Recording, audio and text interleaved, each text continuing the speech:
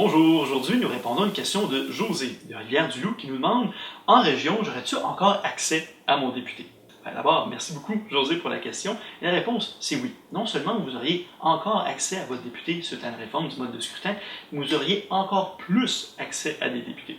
Pourquoi? D'abord, comprenons notre façon de fonctionner actuellement. Avec notre système électoral actuel, vous avez un député ou une députée qui vous représente pour votre circonscription locale. Donc, vous avez une personne de un parti qui peut parler en votre nom. Suite à la réforme du mode de scrutin avec un système à finalité proportionnelle, ou un système proportionnel mixte compensatoire, comme ce qu'on souhaite avoir au Québec, ce que vous auriez, c'est que vous auriez donc, oui, toujours un député ou une députée de votre circonscription locale, mais vous auriez des députés de région. Donc, vous auriez plus d'accès au pouvoir, vous auriez plus de voix qui pourraient porter vos intérêts à l'Assemblée nationale.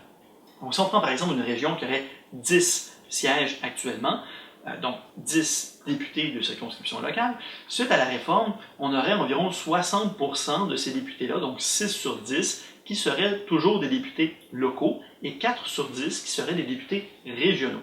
Donc les députés de région permettraient de venir compenser lorsqu'un parti a obtenu un certain pourcentage de votes, mais qui n'a pas obtenu assez de sièges locaux pour pouvoir refléter ce pourcentage de votes qu'il a obtenu de façon tout à fait légitime.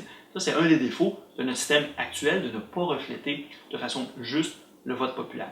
Donc, les 4 sièges sur 10 de région permettent de venir comme ça compenser et d'accorder des sièges à des partis qui ont obtenu de façon tout à fait légitime des votes dans la région, mais qui n'ont pas obtenu suffisamment de sièges de circonscription locale. Donc vous, comme citoyen, comme citoyenne, dans votre circonscription locale, vous auriez donc votre élu local, mais vous auriez, dans l'exemple que je vous donne de 10 élus par région, vous auriez possiblement 4 élus de région.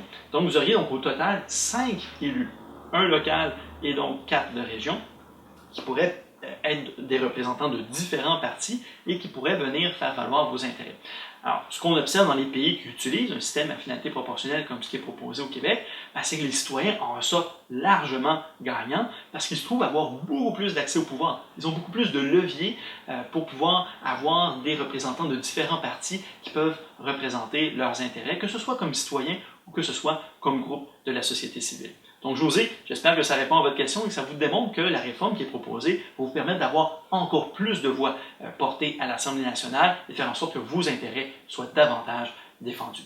Si vous avez d'autres questions, d'autres commentaires, n'hésitez pas à les écrire sous la vidéo en commentaire ou nous envoyer vos questions par Facebook Messenger. Ça nous fera plaisir d'y répondre. Bonne journée!